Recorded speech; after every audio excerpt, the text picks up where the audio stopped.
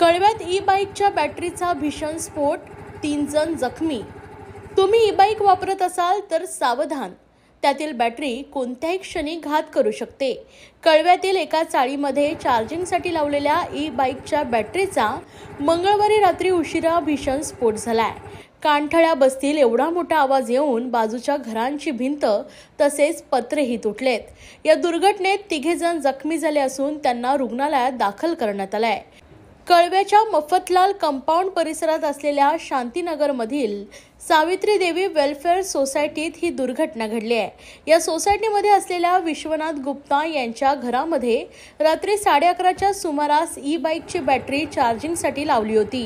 काही वेळातच प्रचंड आवाज करत ही बॅटरी फुटली, तसेच शेजारील घरांची भिंत व पत्रेही तुटलेत। या घटनेमध्ये लाल बादशाह, मेहबूबी बादशाह या दाम्पत्यांसह कुसुमदेवी गुप्ता असे 3 जण जखमी झाले आहेत।